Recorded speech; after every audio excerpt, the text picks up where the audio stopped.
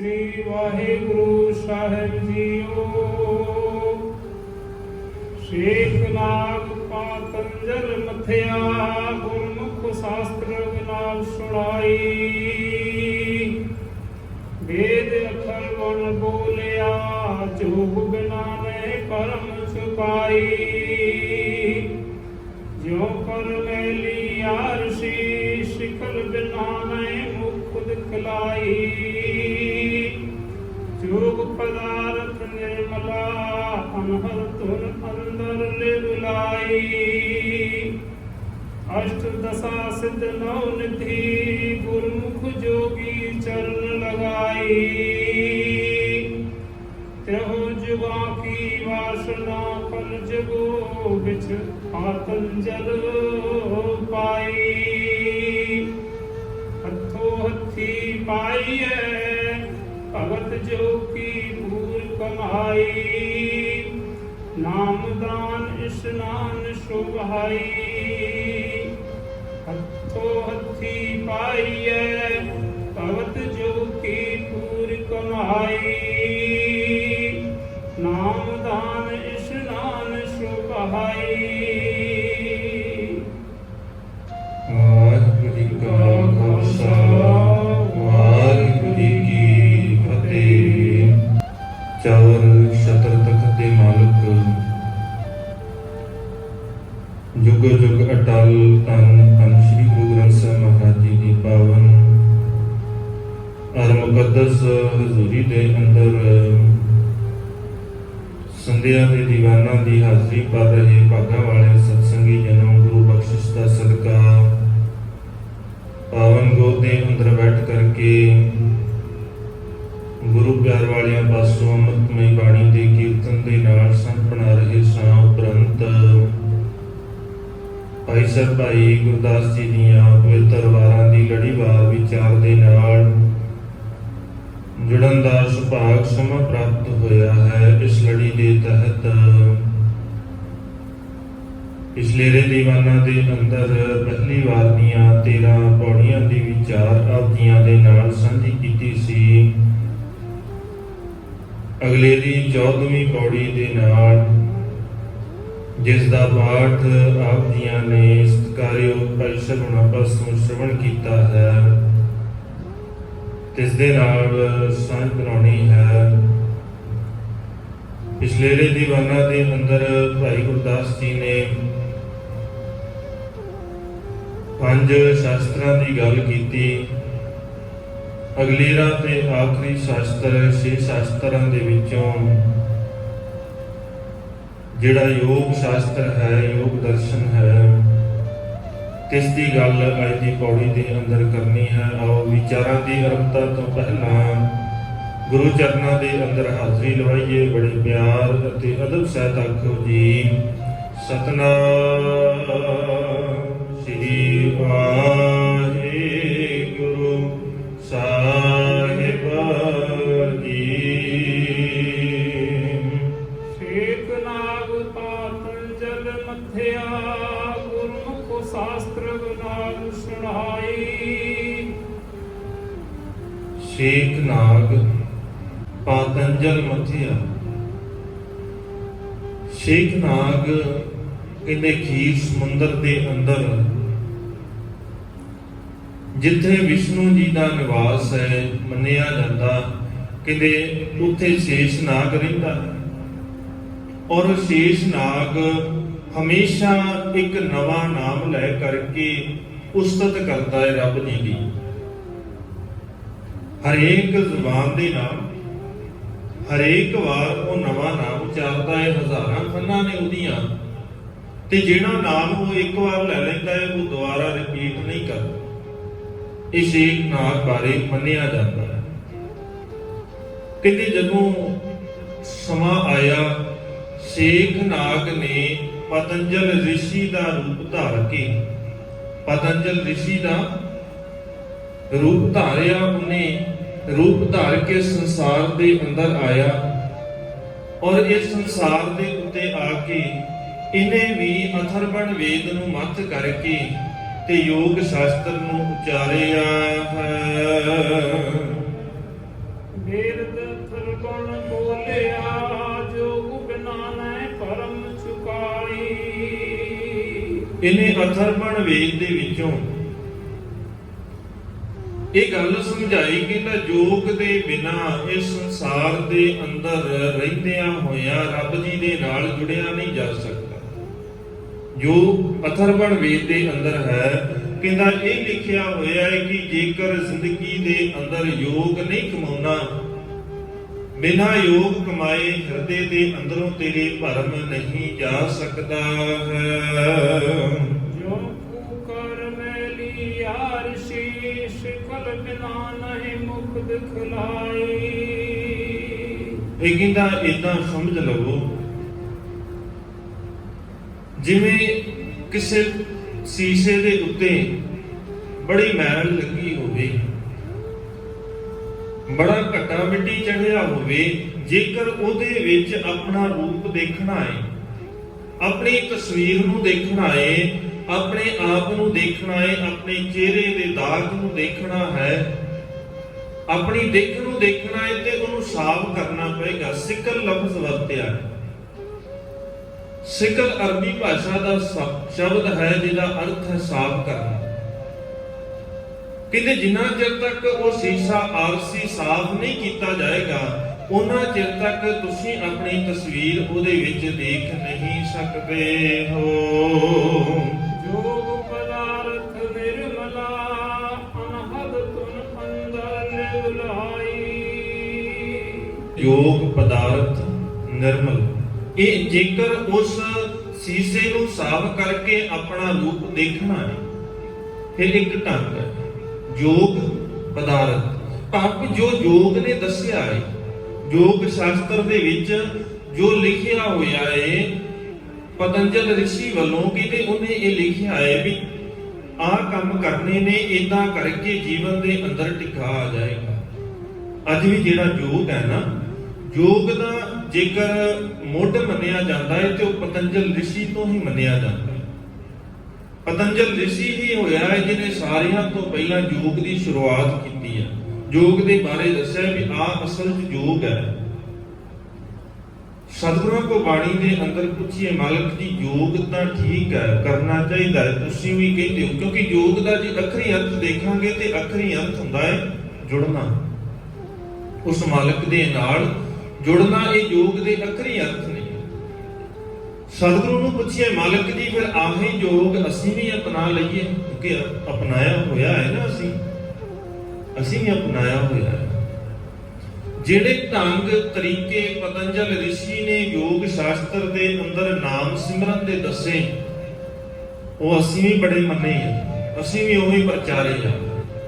ਜਿਹੜਾ ਢੰਗ ਉਹਨੇ ਦੱਸਿਆ ਨਾ ਵੀ ਇਦਾਂ ਕਰਕੇ ਸਿਮਰਨ ਕਰਨਾ ਹੈ, ਇਹ ਜਿਹੜਾ ਤਰੀਕਾ ਹੈ ਨਾ ਦੱਸਿਆ ਜਾਂਦਾ, ਕਦੇ ਧਿਆਨ ਨਾਲ ਪੜਿਆ ਜੇ ਕਿਤੇ ਸਮਾਂ ਮਿਲੇ ਯੋਗ ਸ਼ਾਸਤਰ ਨੂੰ ਪੜ੍ਹਨ ਦਾ, ਤੇ ਜਿਹੜਾ ਢੰਗ ਦੱਸਿਆ ਜਾਂਦਾ ਨਾ ਵੀ ਸਾਹ ਬਾਹਰ ਕੱਢਣਾ ਤੇ ਅੰਦਰ ਕਰਨਾ, ਤੇ ਬਾਹਰ ਜਦੋਂ ਨਿਕਲੇ ਤੇ ਵਾਹ ਕਹਿਣਾ, ਅੰਦਰ ਜਦੋਂ ਜਾਵੇ ਤੇ ਗੁਰੂ ਕਹਿਣਾ, ਇਹ ਯੋਗ ਦਾ ਤਰੀਕਾ ਹੈ, ਇਹ ਗੁਰਮਤਿ ਦਾ ਤਰੀਕਾ ਨਹੀਂ ਹੈ। ਇਹ ਯੋਗ ਸ਼ਾਸਤਰ ਦੇ ਅੰਦਰ ਇਹ ਤਰੀਕਾ ਦੱਸਿਆ ਹੋਇਆ ਹੈ। ਸਤਿਗੁਰੂ ਦੀ ਪਾਵਨ ਬਾਣੀ ਦੇ ਨਾਮ ਦੇ ਹੇਠ ਸਾਨੂੰ ਬੜਾ ਯੋਗ ਮਤ ਪੜਾਇਆ। ਜਿਹੜਾ ਤਰੀਕਾ ਹੈ ਨਾ, ਅੱਖਾਂ ਬੰਦ ਕਰਕੇ ਚੌਂਕੜਾ ਮਾਰ ਕੇ ਇਦਾਂ ਬੈਠ ਜਾਓ ਜੀ, ਫਿਰ ਆਹ ਲਫ਼ਜ਼ ਨੂੰ ਇਦਾਂ ਵੀ ਹੌਲੀ ਬੋਲੋ, ਤੇਜ਼ ਬੋਲੋ, ਤੁਹਾਡੇ ਕੰਨਾਂ ਨੂੰ ਸੁਣੇ, ਇਹ ਸਾਰੇ ਤਰੀਕੇ ਯੋਗ ਸ਼ਾਸਤਰ ਦੇ ਨੇ। ਕਦੇ ਸਮਾਂ ਮਿਲੇ ਤੇ ਪੜ੍ਹ ਕੇ ਦੇਖਿਆ ਜੋ ਉਹਦੇ 'ਚ ਸਪਸ਼ਟ ਲਿਖੇ ਹੋਏ ਤਰੀਕੇ। ਇਹ ਗੁਰਮਤਿ ਦੇ ਤਰੀਕੇ ਨਹੀਂ ਹੈਗੇ, ਇਹ ਯੋਗ ਮਤ ਦੇ ਤਰੀਕੇ ਨੇ। ਸਤਿਗੁਰੂ ਕਹਿੰਦੇ ਜੇ ਯੋਗ ਕਮਾਉਣਾ ਹੈ, ਮੈਂ ਤੈਨੂੰ ਦੱਸਦਾ ਯੋਗ ਕਿੱਦਾਂ ਕਮਾਈਦਾ ਹੈ। ਮਾਲਕ ਨੇ ਪਹਿਲਾਂ ਇਹਨਾਂ ਨੂੰ ਦੱਸਿਆ। ਸਤਿਗੁਰੂ ਕਹਿੰਦੇ ਯੋਗ ਕਮਾਉਣਾ ਹੈ, ਰੋਜ਼ਾਨਾ ਪੜ੍ਹਨੀ ਪਾਵਨ ਬਾਣੀ ਜਪਜੀ ਸਾਹਿਬ ਦੇ ਅੰਦਰ। ਸਤਿਗੁਰੂ ਕਹਿੰਦੇ ਤੂੰ ਕਹਿੰਦਾ ਭੇਖ ਧਾਰ ਕੇ ਯੋਗੀ ਬਣ ਗਿਆ। ਮਾਲਕ ਕਹਿੰਦੇ ਮੇਰੇ ਕੋਲ ਵੀ ਤਰੀਕਾ ਹੈ, ਭੇਖ ਮੈਂ ਵੀ ਦੱਸਦਾ, ਪਰ ਮੇਰਾ ਭੇਖ ਹੋਰ ਹਿਸਾਬ ਦਾ ਹੈ। ਮੇਰਾ ਭੇਖ ਸਰੀਰ ਦੇ ਉੱਤੇ ਨਹੀਂ ਆ, ਮੇਰਾ ਭੇਖ ਸਰੀਰ ਦੇ ਅੰਦਰ ਜਿਹੜਾ ਤੇਰੀ ਸੁਰਤ ਹੈ ਨਾ, ਸੁਰਤ ਨੂੰ ਭੇਖ, ਆਪ ਭੇਖ ਜਿਹੜਾ ਨਾ ਆਪਣੀ ਸੁਰਤ ਨੂੰ ਪਾ ਦੇ। ਸਰੀਰ ਨੂੰ ਪਾਉਣ ਦੇ ਨਾਲ ਕੋਈ ਬਹੁਤਾ ਫਰਕ ਨਹੀਂ ਪੈਣਾ। ਸਰੀਰ ਨੂੰ ਭੇਖ ਬਣਾ ਕੇ ਸਰੀਰ ਦੇ ਉੱਤੇ ਤੇ ਲੋਕਾਂ ਨੂੰ ਮੂਰਖ ਬਣਾ ਸਕਦਾ ਹੈ। ਭੇਖ ਦਿਖਾਵਾ ਜਗਤ ਕਉ ਕਾਹਦੇ ਵਾਸਤੇ? ਲੋਗਨ ਕਉ ਵਸ ਕੀ, ਲੋਕਾਂ ਨੂੰ ਆਪਣੇ ਵਸ ਚ ਕਰਨ ਵਾਸਤੇ। ਭੇਖ ਇਸੇ ਕੰਮ ਨੂੰ ਹੈ, ਇਸ ਤੋਂ ਅੱਗੇ ਕੁਝ ਨਹੀਂ ਹੈ ਭੇਖ। ਸਤਿਗੁਰੂ ਕਹਿੰਦੇ ਜੇ ਭੇਖ ਪਾਉਣਾ ਹੈ ਜੋਗੀ, ਆ ਮੈਂ ਤੈਨੂੰ ਸਮਝਾਵਾਂ। ਮੁੰਦਾ ਸੰਤੋਖ, ਤੂੰ ਕੰਨਾਂ ਦੇ ਅੰਦਰ ਮੁੰਦਰਾ ਪਾਉਣਾ, ਆ ਮੈਂ ਤੈਨੂੰ ਦੱਸਾਂ ਮੁੰਦਰਾ ਪਾਉਣੀਆਂ ਕਿਹੜੀਆਂ ਨੇ। ਸੰਤੋਖ ਦੀਆਂ ਮੁੰਦਰਾ ਪਾ ਲੈ। ਸ਼ਰਮ ਪੱਤ ਝੋਲੀ ਆ ਮੰਗਦਾ ਹੈ, ਪਾਦਾ ਮੈਂ ਕਹਿੰਦੇ ਮਿਹਨਤ ਦੀ ਬਣਾ ਲੈ। ਸ਼ਰਮ ਪੱਤ ਝੋਲੀ। ਧਿਆਨ ਕੀ ਕਰਾਂ? ਵਿਭੂਤ, ਸਰੀਰ ਦੇ ਉੱਤੇ ਵਿਭੂਤ ਲਾਉਣਾ ਹੈ, ਸਵਾਹ ਲਾਉਣਾ ਹੈ, ਤੇ ਦੂਜਿਆਂ ਨੂੰ ਦੱਸਦਾ ਹੈ ਜਿਵੇਂ ਇਹ ਸਵਾਹ ਠੰਡੀ ਹੈ, ਇਦਾਂ ਹੀ ਮੇਰਾ ਹਿਰਦਾ ਠੰਡਾ ਹੋ ਗਿਆ। ਮਤਲਬ ਕਿ ਤੇ ਫਿਰ ਇਹ ਨਹੀਂ ਧਿਆਨ ਅਕਾਲ ਪੁਰਖ ਦੇ ਨਾਲ ਆਪਣਾ ਧਿਆਨ ਜੋੜ, ਚੇਤਾ ਰੱਖਿਆ ਕਰ ਕਿ ਰੱਬ ਹਮੇਸ਼ਾ ਹੈ, ਸਦੀਵ ਹੀ ਹੈ, ਤੇਰੇ ਨਾਲ ਹੈ, ਤੈਨੂੰ ਦੇਖਦਾ ਹੈ। ਚੇਤਾ ਰੱਖਿਆ ਕਰ ਇਹ ਧਿਆਨ। ਮਤਲਬ ਕਿ ਆਹ ਤਰੀਕਾ ਹੈ। ਖਿੰਥਾ ਕਾਲ, ਖਿੰਥਾ ਗੋਦੜੀ ਪਾਉਣਾ ਕਿ ਨਾ ਮੈਂ ਪਾਟੇ ਕੱਪੜੇ ਪਾ ਲੈਣਾ, ਮੈਂ ਘੱਟ ਕੱਪੜੇ ਪਾਉਣਾ, ਜਾਂ ਕੋਈ ਕਹਿੰਦਾ ਮੈਂ ਪਾਉਣਾ ਹੀ ਨਹੀਂ ਜੋਗੀ, ਇਦਾਂ ਦੇ ਵੀ ਹੈਗੇ। ਸਤਿਗੁਰੂ ਕਹਿੰਦੇ ਖਿੰਥਾ ਕਾਲ, ਰੱਬ ਜੀ ਦੇ ਵੱਲੋਂ ਬਖਸ਼ਿਸ਼ ਕੀਤਾ ਹੋਇਆ ਇਹ ਸਰੀਰ, ਇਸ ਗੱਲ ਨੂੰ ਚੇਤਾ ਰੱਖਿਆ ਕਰ ਵੀ ਇਹਨੇ ਖਤਮ ਹੋ ਜਾਣਾ। ਤੂੰ ਐਵੇਂ ਚੱਕਰ 'ਚ ਨਾ ਪੈ 100 ਸਾਲ ਉਮਰ ਹੋ ਗਈ ਜੀ, 150 ਸਾਲ ਉਮਰ ਹੋ ਗਈ, ਮੈਂ ਉਮਰ ਵਧਾ ਲਵਾਂ। ਸਤਿਗੁਰੂ ਕਹਿੰਦੇ ਨਹੀਂ, ਲੋਟ ਚੇਤਾ ਰੱਖਿਆ ਕਰ ਮੌਤ ਹੋ ਜਾਣੀ ਹੈ। ਖਿੰਥਾ ਕਾਲ ਜ਼ਰੂਰੀ ਕੀ ਆ? ਜੁੜਨਾ ਹੈ, ਯੋਗ ਦੀ ਜੁਗਤੀ ਕੀ ਆ?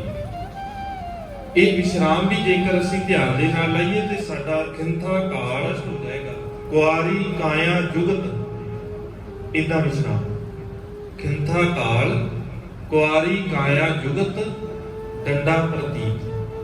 ਪਰ ਸਾਨੂੰ ਆਦਤ ਹੈ, ਸੁਣ ਕੇ ਅਸੀਂ ਸਿੱਖੇ ਹੋਏ ਆ ਇੱਕ ਲੈ ਜੀ ਦੇ ਕਰਕੇ, ਲੈ ਬਣੀ ਹੋਈ ਆ ਉਦਾਂ ਦੀ, ਉਸੇ ਹਿਸਾਬ ਦੇ ਨਾਲ ਪੜ੍ਹਦੇ ਜਾਂਦੇ ਆ ਤੇ ਉਹ ਵਿਸ਼ਰਾਮ ਗਲਤ ਹੋਣ ਕਰਕੇ ਅਰਥ ਸਪਸ਼ਟ ਨਹੀਂ ਹੁੰਦੇ। ਖਿੰਥਾ ਕਾਲ, ਕੁਆਰੀ ਕਾਇਆ ਜੁਗਤ। ਕੁਆਰੀ ਕਾਇਆ ਜੁਗਤ ਭਾਵ ਵਿਕਾਰਾਂ ਤੋਂ ਰਹਿਤ, ਆ ਜੁਗਤ ਬਣਾ ਰੱਬ ਦੇ ਨਾਲ ਜੁੜਨ ਦੀ, ਆ ਜੁਗਤ ਹੈ। ਡੰਡਾ ਪ੍ਰਤੀਤ, ਵਿਸ਼ਵਾਸ ਦਾ ਡੰਡਾ ਰੱਖ। ਜੋਗੀਆਂ ਦੇ ਕੋਲ ਡੰਡਾ ਹੁੰਦਾ। ਸਤਿਗੁਰੂ ਕਹਿੰਦੇ ਫਿਰ ਵਿਸ਼ਵਾਸ ਦਾ ਡੰਡਾ ਰੱਖ। ਇਹ ਜ਼ਰੂਰੀ ਹੈ, ਉਹ ਬਾਬਰ ਦਾ ਡੰਡਾ ਨਾ ਵੀ ਰੱਖੇਗਾ ਚੱਲ ਜਾਏਗਾ। ਆਈ ਪੰਥੀ ਸਗਲ ਜਮਾਤੀ, ਤੋਂ ਕਹਿਣਾ ਜੋਗੀਆਂ ਦੇ 12 ਪੰਥ ਨਹੀਂ, ਉਹਨਾਂ ਦੇ ਵਿੱਚੋਂ ਆਈ ਪੰਥ ਸਾਰਿਆਂ ਤੋਂ ਉੱਪਰਲਾ ਸਿਖਰ ਲਾਏ। ਮਾਲਕ ਕਹਿੰਦੇ ਵੀ ਸਾਰੇ ਸੰਸਾਰ ਨੂੰ ਆਈ ਪੰਥੀ ਸਗਲ ਜਮਾਤੀ, ਸਾਰੇ ਸੰਸਾਰ ਨੂੰ ਜਿਹੜੇ ਰੱਬ ਨੂੰ ਚੇਤਾ ਕਰਦੇ ਨੇ ਆਈ ਪੰਥ ਬਣਾ ਲਏ। ਸਾਰੇ ਚੰਗੇ ਨੇ, ਇਹ ਸਾਰਿਆਂ ਦੇ ਨਾਲ ਤੂੰ ਕਹਿੰਦਾ ਸੰਸਾਰੀ ਮਾੜੇ ਨੇ, ਮਾਲਕ ਕਹਿੰਦੇ ਸਾਰੇ ਇੱਕੋ ਜਿਹੇ ਨੇ, ਇਹ ਸਾਰਿਆਂ ਨੂੰ ਹੀ ਆਈ ਪੰਥ ਮੰਨਦਾ। ਆਈ ਪੰਥੀ ਸਗਲ ਜਮਾਤੀ, ਜ਼ਰੂਰੀ ਕੀ ਸੀ?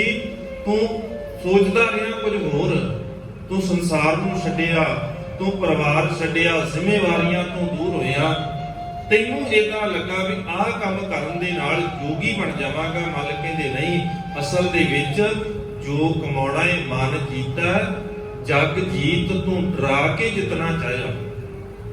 ਤੈਨੂੰ ਏਦਾਂ ਲੱਗਾ ਵੀ ਮੈਂ ਉਹਨਾਂ ਨੂੰ ਡਰਾ ਕੇ ਆਪਣੀਆਂ ਸ਼ਕਤੀਆਂ ਦਿਖਾ ਕੇ ਫੇਰ ਮੈਂ ਇਹਨਾਂ ਨੂੰ ਜਿੱਤ ਲਵਾਂਗਾ। ਮਾਲਕ ਕਹਿੰਦੇ ਨਹੀਂ, ਮਨ ਜੀਤਾ ਜਗ ਜੀਤ। ਆਦੇਸ਼ ਤਿਸੈ ਆਦੇਸ਼, ਚੇਤਾ ਰੱਖੀਏ ਹਰੇਕ ਲਫ਼ਜ਼ ਨੂੰ ਬੜੇ ਧਿਆਨ ਦੇ ਨਾਲ ਪੜ੍ਹੀਏ।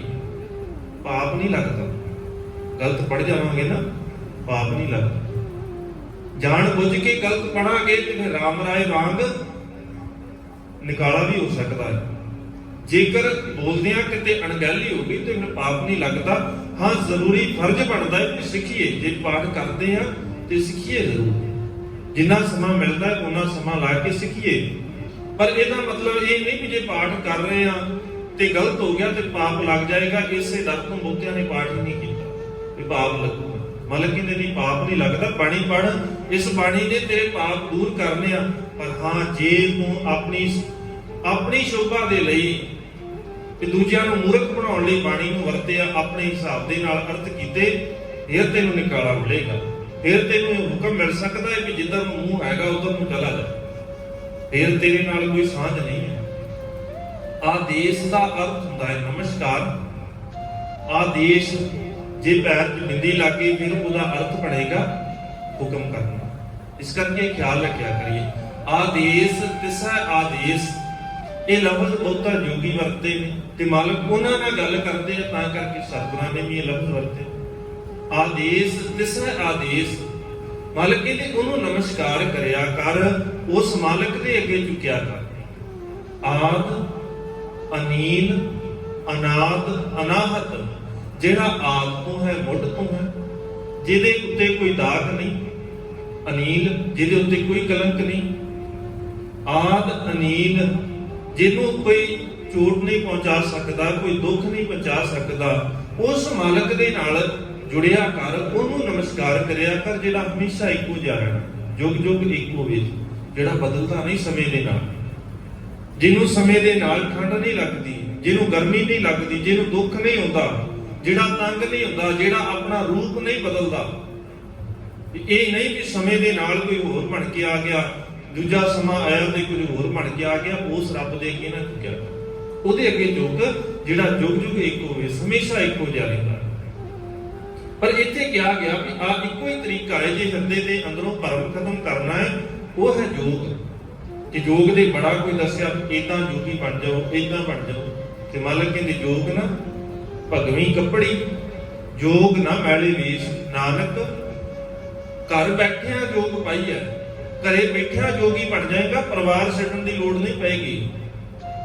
ਬੜਾ ਕੁਝ ਕੀਤਾ ਦੁਨੀਆ ਨੇ, ਯੋਗ ਨਾ ਮੁੰਦੀ ਮੂੰਡ ਮੁੰਡਾਇਆ, ਯੋਗ ਨਾ ਸਿੰਘੀ ਵਾਈਆ, ਅੰਜਨ ਮਾਹਿ ਨਿਰੰਜਨ ਰਸੀਆ, ਯੋਗ ਜੁਗਤ ਇਹ ਪਾਈਆ। ਅੰਜਨ ਦੇ ਅੰਦਰ, ਕਾਲਕ ਦੇ ਅੰਦਰ, ਮੈਲ ਦੇ ਅੰਦਰ ਰਹਿੰਦਿਆਂ ਹੋਇਆਂ, ਅੰਜਨ ਮਾਹਿ ਨਿਰੰਜਨ ਰਸੀਆ, ਜਿਵੇਂ ਪਾਣੀ ਦੇ ਅੰਦਰ, ਚਿੱਕੜ ਦੇ ਅੰਦਰ ਕਮਲ ਦਾ ਫੁੱਲ ਰਹਿੰਦਾ ਹੈ।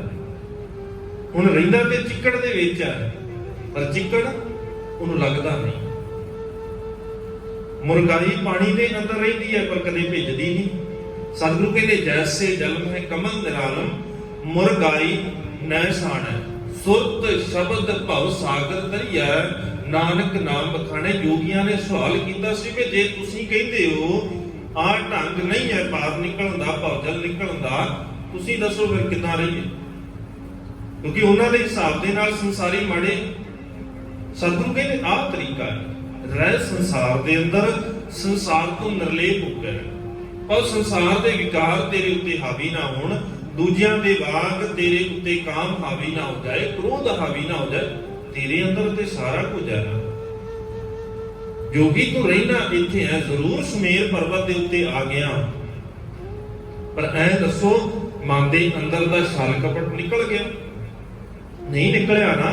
ਮੈਂ ਆਇਆ, ਮੈਨੂੰ ਆਉਂਦੇ ਨੂੰ ਤੁਸੀਂ ਛਲ ਕਪਟ ਦੇ ਵਿੱਚ ਲਾ ਦਿੱਤਾ, ਮੈਨੂੰ ਛਲਣਾ ਚਾਹਿਆ ਨਾ, ਧੋਖਾ ਦੇਣਾ ਚਾਹਿਆ ਕਿ ਜਾ ਬਈ ਪਾਣੀ ਲੈ ਆ, ਹੁਣ ਉੱਥੇ ਪਾਣੀ ਨਹੀਂ ਹੈਗਾ, ਮੈਨੂੰ ਧੋਖਾ ਦੇਣਾ ਚਾਹੁੰਦੇ ਸੀ, ਮੈਨੂੰ ਲਾਲਚ ਦੇ ਰਹੇ ਸੀ ਕਿ ਉੱਥੇ ਹੀਰੇ ਨੇ, ਵੀ ਹੀਰੇ ਲੈ ਕੇ ਆਓ।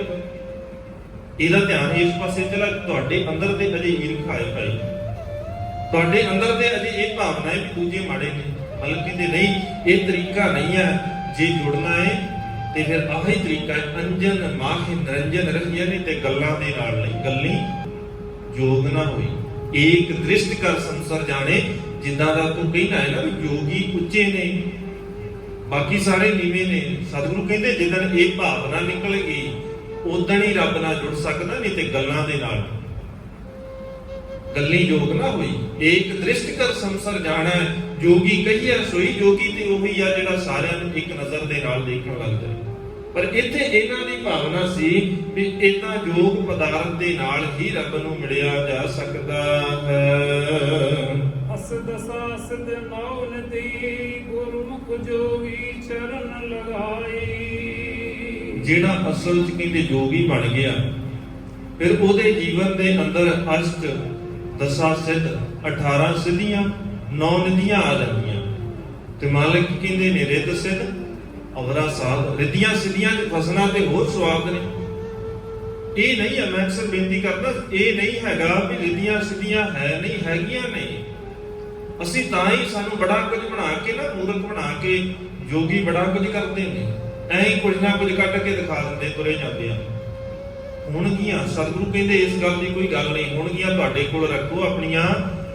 ਅਸੀਂ ਕੀ ਕਰਨੀ ਆ? ਸਰੀਰ ਤੇ ਮਿਹਨਤ ਕਰਾਂਗੇ, ਸਰੀਰ ਤਗੜਾ ਹੋ ਜਾਏਗਾ। ਮਨ ਤੇ ਮਿਹਨਤ ਕਰਾਂਗੇ ਤੇ ਮਨ ਦੇ ਅੰਦਰ ਬਹੁਤ ਕੁਝ ਹੈ। ਜੋ ਬ੍ਰਹਮੰਡੇ ਸੋਈ ਪਿੰਡਾ, ਜੋ ਖੋਜਾ ਸੋ ਪਾਵੇ, ਬਹੁਤ ਕੁਝ ਹੈ ਮਨ ਦੇ ਅੰਦਰ। ਮੁਨਕਰ ਨਹੀਂ ਹੋ ਸਕਦੇ, ਮਿਲਦੀਆਂ ਸਿੱਧੀਆਂ ਹੈ ਨਹੀਂ। ਤਾਂ ਸਤਿਗੁਰੂ ਕਹਿੰਦੇ ਅਸੀਂ ਕਰਨੀਆਂ ਕੀ ਹੈ? ਇਹ ਤਾਂ ਹੋਰ ਪਾਸੇ ਲੈ, ਰੱਬ ਵਾਲੇ ਪਾਸੇ ਨਹੀਂ। ਜੋਗੀ ਬੜਾ ਵਧੀਆ ਚੱਲਦੇ ਸੀ, ਸ਼ੁਰੂ ਬਹੁਤ ਵਧੀਆ ਸੀ ਕਿ ਅਸੀਂ ਰੱਬ ਨੂੰ ਮਿਲਣਾ ਹੈ, ਇਸ ਕਰਕੇ ਅਸੀਂ ਘਰ-ਬਾਰ ਛੱਡਿਆ, ਰੱਬ ਦੇ ਨਾਲ ਜੁੜਨਾ ਹੈ। ਪਰ ਇੱਥੇ ਜੋ ਰਿੱਧੀਆਂ ਸਿੱਧੀਆਂ ਦੀ ਗੱਲ ਆਈ, ਇੱਥੇ ਹੀ ਫਸ ਕੇ ਰਹਿ ਗਏ, ਅੱਗੇ ਨੂੰ ਜਾਇਆ ਨਹੀਂ। ਮਾਲਕ ਵਾਲਾ ਰਸਤਾ ਤੇ ਇੱਥੋਂ ਪਾਰ ਜਾ ਕੇ ਫੇਰ ਮਿਲਣਾ ਸੀ। ਸਤਿਗੁਰੂ ਕਹਿੰਦੇ ਬਸ ਇੱਥੇ ਹੀ ਫਸ ਕੇ ਰਹਿ ਗਏ ਰਿੱਧੀਆਂ ਸਿੱਧੀਆਂ ਦੇ ਅੰਦਰ। ਤੇ ਪਤੰਜਲ ਕਹਿੰਦਾ ਹੈ ਕਿ ਜਿਹੜਾ ਯੋਗ ਦੇ ਅਭਿਆਸ ਕਰਨ ਲੱਗ ਜਾਏਗਾ, ਉਹਨੂੰ ਇਹ ਰਿੱਧੀਆਂ ਸਿੱਧੀਆਂ ਮਿਲ ਜਾਣਗੀਆਂ, ਉਹਦੇ ਚਰਨਾਂ ਨਾਲ ਲੱਗਣਗੀਆਂ। ਵਾਸ਼ਨਾ ਕਲ ਜੁਗ ਵਿੱਚ ਪਤੰਜਲ ਪਾਈ। ਕਹਿੰਦੇ ਜੋ ਬਾਕੀਆਂ ਨੇ ਕੀਤਾ ਨਾ ਤਿੰਨਾਂ ਯੁਗਾਂ ਦੇ ਅੰਦਰ, ਬੜੇ ਜਪ ਤਪ ਕੀਤੇ, ਸਾਧਨਾਵਾਂ ਕੀਤੀਆਂ, ਕਹਿੰਦੇ ਉਹ ਪਤੰਜਲ ਨੇ ਯੋਗ ਦੇ ਰਾਹੀਂ ਤਿੰਨਾਂ ਯੁਗਾਂ ਦੀਆਂ ਜਿੰਨੀਆਂ ਵਾਸਨਾਵਾਂ, ਜਿੰਨੀਆਂ ਮੰਗਾਂ ਸਨ, ਜੋ ਉਹਦੇ ਮਨ ਦੀ ਚਾਹਨਾ ਸੀ, ਉਹ ਯੋਗ ਦੀ ਯੁਕਤੀ ਨੂੰ ਅਪਣਾ ਕਰਕੇ ਉਹ ਪ੍ਰਾਪਤ ਕਰ ਸਕਦਾ ਹੈ।